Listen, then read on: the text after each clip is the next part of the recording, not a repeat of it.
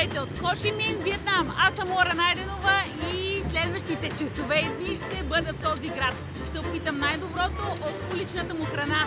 Дано да успея. Вижте каква шумотевица. Мисля, че Ханой е най-шумното място на света, но се оказа, че в Хо Ши Мин нещата не са по-различни. Първите ми впечатления от града са, че е доста по-западен от Ханой и липсва очарованието на малките тесни улички в стария квартал в Ханой. Но този град пък си има своите други предимства. Тук трафика също е убийствен, доста е шумно, пълно е стълпи туристи, а зад мен е най-известния и най-голям закрит пазар в Хо Ши Мин, който се нарича Пимаха, който се нарича Бен Тен Маркет. Французите мисля са го построили, а вътре е пълно с всякакви стоки. Има храна, има дрехи, има сувенири и каквото въобще му хрумне на човек, че може да има в един закрит пазар.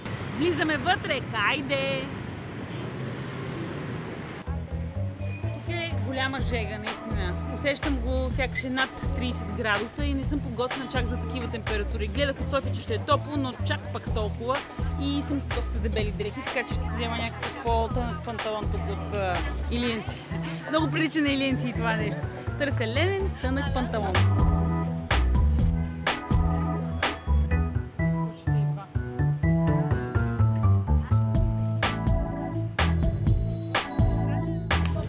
Няма да стане. Кройките хич не са за мен, но поне се опитах. Няма ти пробна.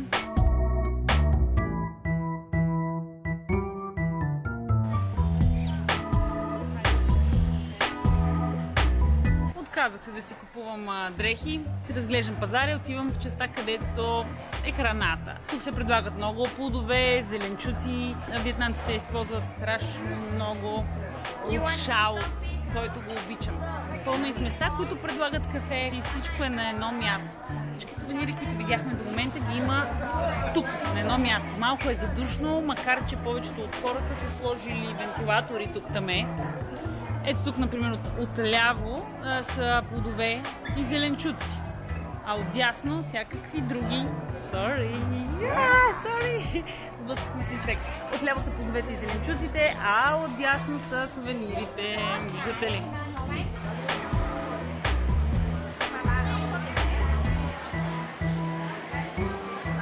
И тук започват малки ресторанчета, на които човек може да си вземе всякаква храна. Всички традиционни ястия за южната част на Виетнам и въобще за цял Виетнам могат да се опитат тук.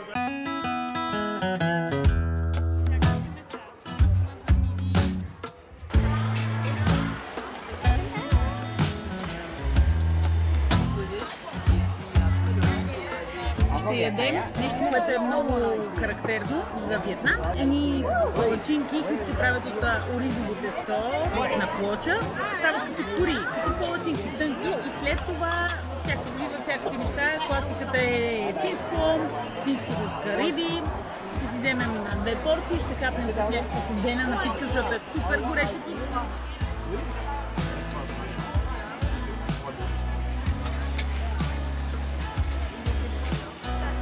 Ние си взехме с свинско и с яйца и отделно има сос. Има и пържен лук, изглежда много добре, яйцето е рокко. Има и свежа салата. Клечките, с които се яде, са за многократна употреба, но те не са метални. Навсякъде до сега, това съм забравила да го кажа, но е важно може би за някой.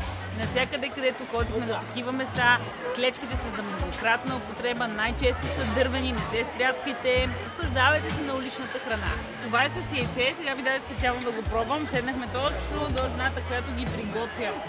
Отвори ми се апетита, нямах, изглеждат супер крехки, направо като много ефирни палачинки.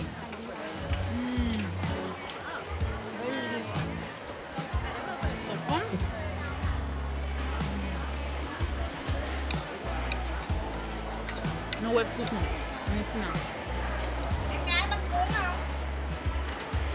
Особено този пържен лук отгоре е направо страхотно.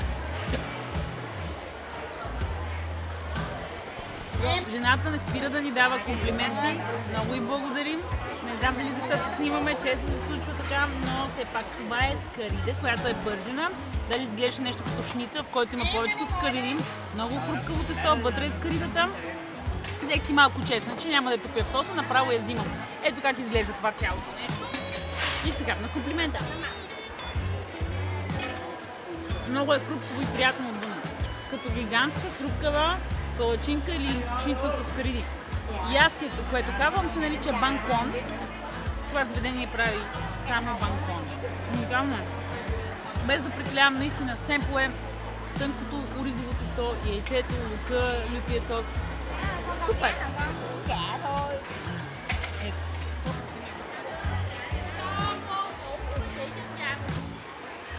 Много вкусно беше. Много. Бай-бай!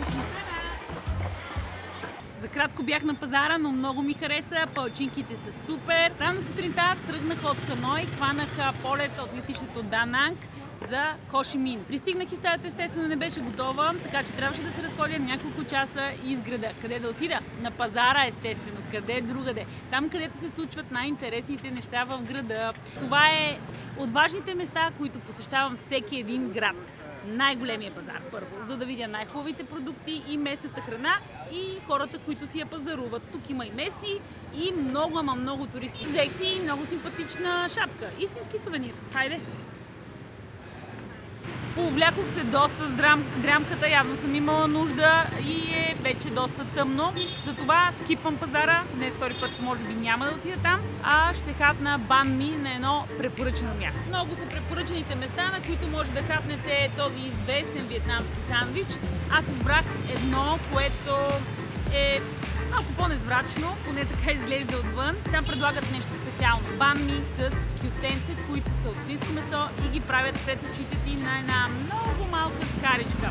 Слагат туршийка, доста кориандър, сосове и багетите изглежда супер добре. Постоянно спираха и хора с скутерчета да си взимат. Това заведение работи само вечер. От 4 нататък. Не става за закуска. Вижте сандвича. Краставица, туршийки и ето ги кюфтенцата. Бан ми на виетнамски значи на практика хляб, но повечето туристи като мен, когато чуят бан ми, се представят целия сандвич.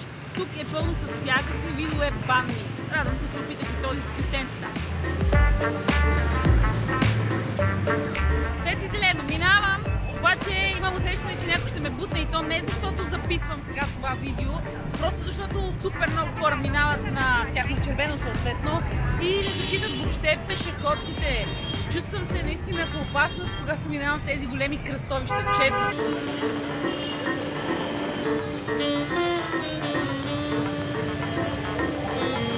Стрит фуд маркет, току-що го открих. Намира се супер близо до големия закрит пазар.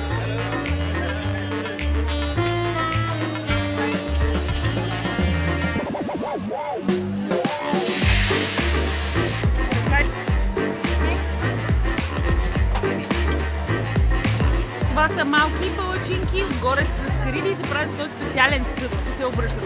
Тук са доста често срещани в Сайгон. Има и втори етаж, той е само за сядане, там храна не се предлага. Излизам от пазара сега, защото наистина не искам да ям. Готино изглежда храната, но са 2-3 пъти по-високи от на другите места и има само туристи. Това е така, защото изглежда всичко доста по-чисто.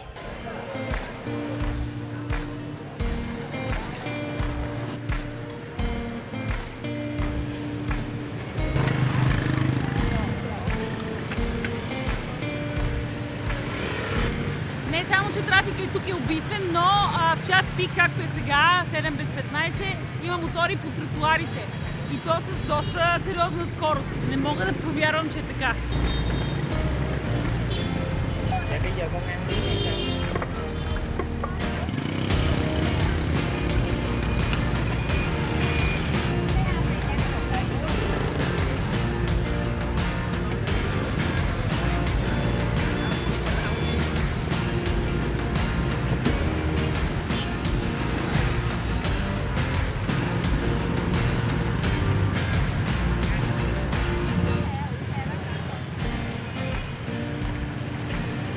Точно до катедралата Нотр-Дам съм, а това зад мен са свободни маси.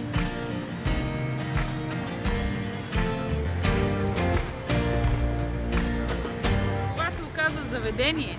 По стилът им някакви неща не са точно килимчета, но все пак слагат постелки на земята, купичка с семки и напиткем си на земята, чопли семки и изобщо не ти дреме за трафика. Стискайте палци и всичко да завърши добре. Няма как да видя катедралата по-отблизо, ако не пресека, нали? Ясно е. Тази страна ми стори най-безопасна. Но ясно е едно, колкото по-малко прекарам на пешеходната пътека, толкова по-добре за мен. Оп, моторче!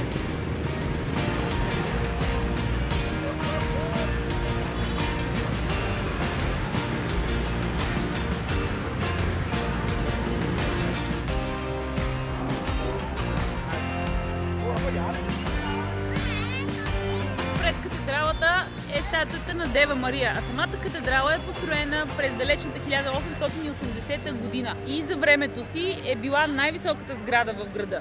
И тук имаше заведения, пак същите килимчета или неща послани на земята, но дойде полицай, който им каза нещо и замениха постелките с вестници. Сега всичко е наред и е спокойно. Пак са си на заведение, но върху вестник. Каква точно е разликата и какви са ограниченията, не знам. Ако някой знае, да ми напише като коментар долу под видеото, ще съм му благодарна.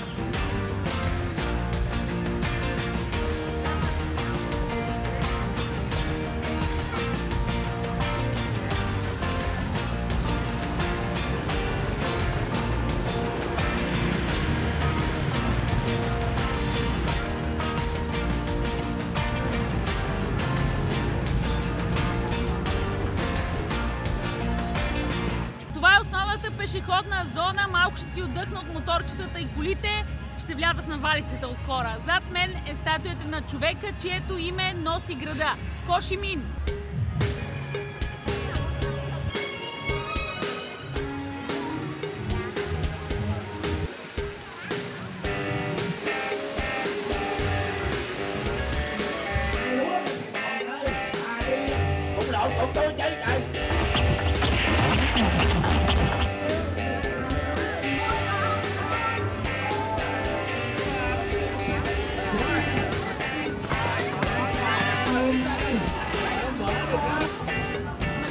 Улица има много сцени, много артисти, навалица, шумотевица, музика, знамена, явно целих някакъв празник. Постоях малко да видя какво точно става, разбрах горе-долу. Празники, нали? Вижда се, хората се веселят, но е много шумно, не е точно по мой вкус. Мисля да приключам с тази шумна улица, ще отида на друго място. Виждам като пътувам някъде да си взема книга. Често взимам и за моя колега, приятел Стоян Семески. Той знам, че има от Виетнам книга, носили съм. Аз ако се намеря на английски, бих си взела кулинарна. Ето това, например, е нещо, което не съм виждала в нашите книжарници. Книга комикс. Тук има доста. Ханойски стритфуд. Много ми допада. Супер много книги има на английски и естествено бургери, пица и кето. Кетото дори и тук е популярно.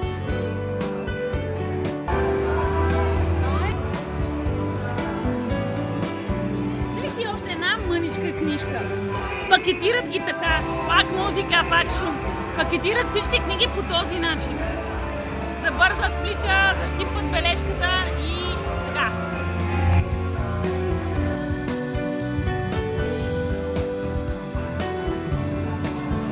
Време за малко сладолед. Не е нещо традиционно, просто ми се дояде от жегата. Нали знаете, лятото върви. Взех си хибискус, ето така изглежда. Вечер из улиците на Сайгон се появяват много търговци, които готвят храна. Точно на улицата. Почти на земята. Вадят котлончета и пържат разни неща. Палачинки, меса, правят сандвичи и какво ли още не. До тях са клиентите, които са седнали на още по-ниски масички и си капват сладко-сладко вкусната сайгонска улична храна.